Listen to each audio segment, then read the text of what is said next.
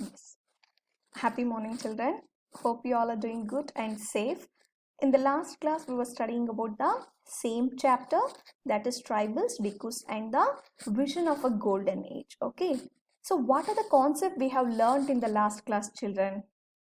Yes, we have seen about the tribals, who are the tribals, and what are the activities they have involved to lead their life. Okay, so what are the activities they have involved?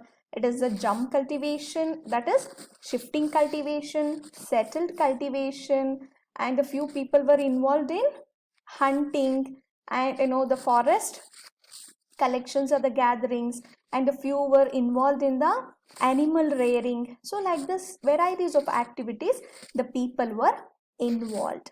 But later what happened, slowly the British started to intervene even in the tribal activities, and they started to involve in the forest also.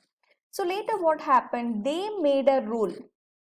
In the last chapter also we have seen that the British started to give much importance about the agriculture.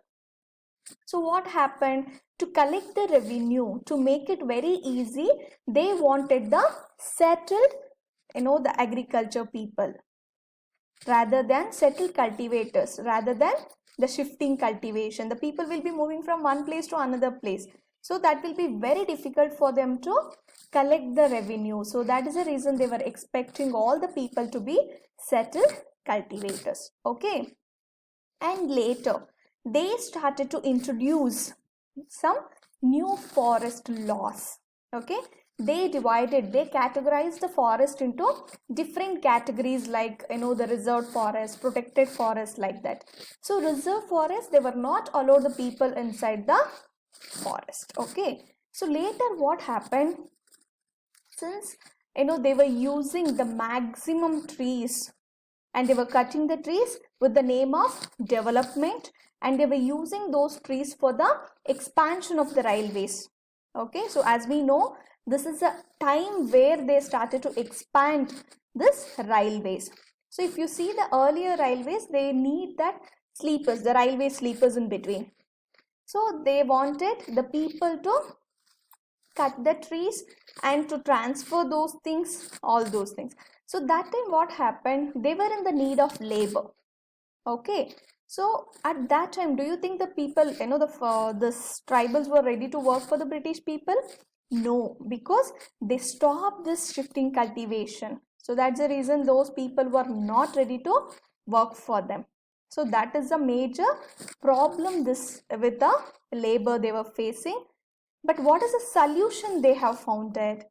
See, they planned like, okay, fine, we will give a place for the shifting cultivation, that is a small places, the small patches of land in the forest, with the condition that is they allowed them to cultivate the land also, but they got the agreement that they have to send the labor for the forest department. They have to regularly send the labor with the cheaper rates. Okay, that means they will be paying very less wages. Hope you guys understood, right, children? So these are the problems and the solutions we have seen even in the last class. So later what happened? Do you think by seeing all these problems the people will be quiet? The tribals, as the tribal leaders and all, they were very strong earlier. But after the British entry, what happened? They became very silent, and they have to obey the money lenders and all those things. So that's the reason they started to react against this British rule, that is the Dikus or the England people. See the reaction of the tribal groups.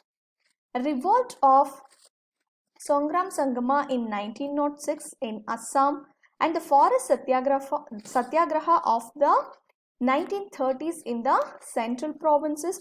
More before to this only, they had started with the many revolutionary activities, children. Okay, we are already seen in the beginning, the introduction of this chapter only about the Birsa Munda. So that is started in the year of 1800 only. Okay, so that we'll see before. See, children, problem with trade. So we have seen the problem with the cultivators, problem with the tribals, everything. So later we are seeing with the problem with the trade. So as we have seen already, they have, gumastas were appointed. So they are like a mediators.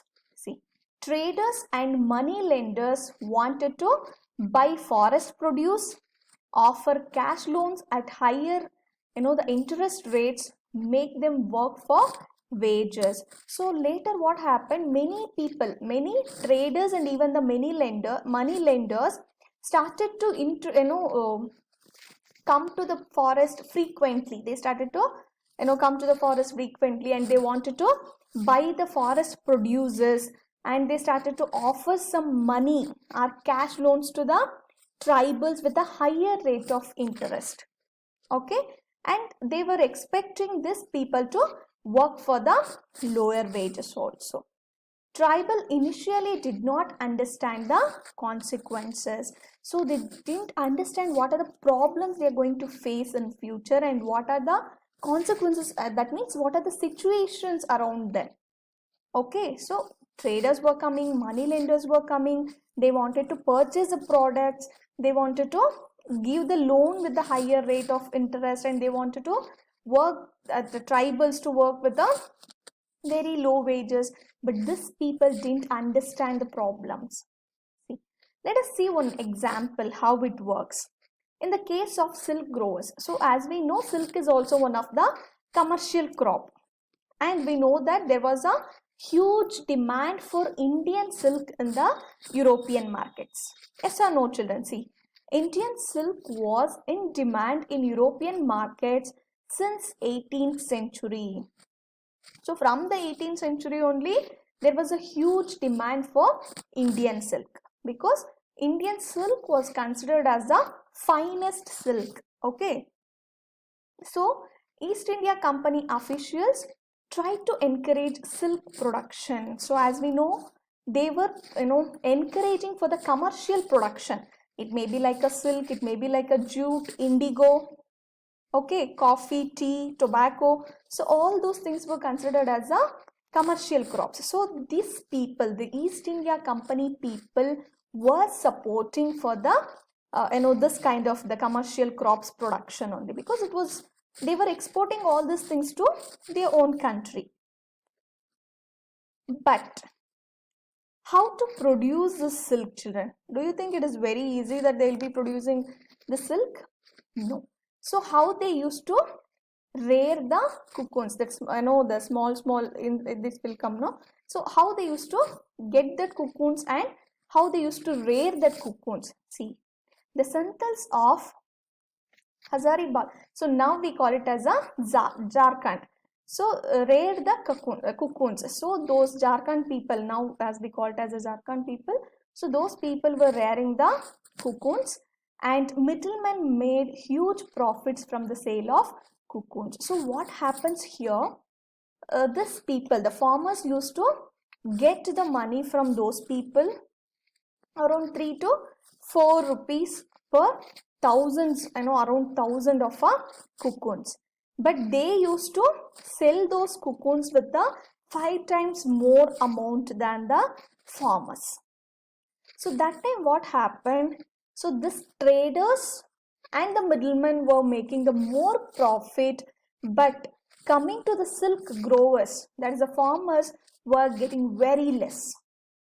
You people are understanding, no, children?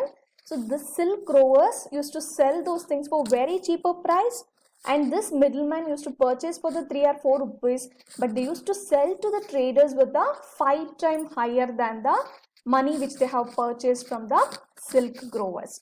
So finally, the middleman and the traders were making more profit than compared to the silk growers. So the tribal groups saw the market and traders as their main enemies. So of course, when they are getting very low income, low profit, of course they started to see them like enemies only. Even now that is a problem we can see around us. Yes or no, children? The middleman will be making the huge profit, but the farmers or the producers will be getting very less. The same problem even that time also the farmers were facing. Okay, so later what happened, the many people were searching for the work. So the people, as we have seen, the people were engaged in the different kind of activities. It may be like a settled cultivation, or it may be like a jump cultivation, or it may be hunting, and few were involved in the different kind of activities, the forest laborers. Apart from that, people were even searching for the work. See here,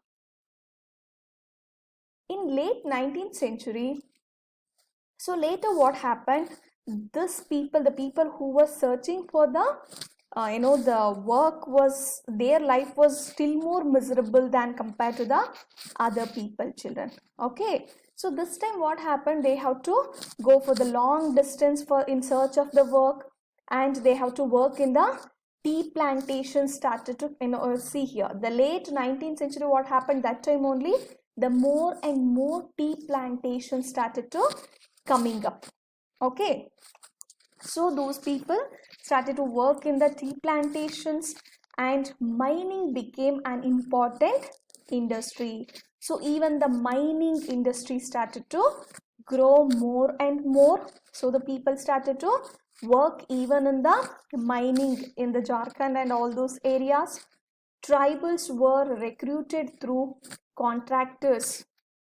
So finally what happened, here also there was a mediator. Okay, so what happened, this people, the plantation owners, used to get this tribals as a laborers. In between, the mediators used to act. So they used to paid them miserably low wages. Of course, they used to pay very less wages and prevented them from returning home. So they used to lock them inside that plantation. So in the next few, the next chapter, most probably you may get the complete picture how those people were struggling a lot. Okay, once they get into that plantations, they were locked, children. Okay, they were not allowed them to go out of the plantations, and they were not able to even go and meet their families also. So that kind of restrictions was them. Okay, so hope you guys understood, right? So here it is a difficulty of the people who were searching for the work. So in the late 19th century, this tea plantations in the Assam, it started to grow more and more, and there the people used to get the work, and even the mining industry started to grow. So there the people used to go. How those people, how this plantations and the mining people used to get this tribal recruitment. Recruitment means appointment to that particular job. So how they used to get? They use the middlemen, that is the contractors. So those contractors supply the the laborers, the tribal laborers. So there what happened, these laborers were paid very less, and they were not allowed to return to their home. That means they were locked inside that, it may be the plantations, or it may be the mining places. Okay, hope you guys understood, no children? Yes. By seeing all these problems, these people, these tribals started to revolt against this. Okay, so the tribals started to revolt against this because they started to see the lot of problems. There was a change in the laws and the rules and regulations, and again, sorry children, and again they have to pay the huge taxes, that is the revenues they have to pay. And there was a restrictions on the whatever the practices they were having, and the traders and the money lenders, again they were exploiting, and there was a huge middlemen were acting, the brokers were there, the contractors were cheating them. So by seeing all these things, this tribal started to revolt against the British people. Okay, British are Europeans. So these are the the things which we can see here. What are the reasons? See here, changes in the laws, restrictions on their practices, new taxes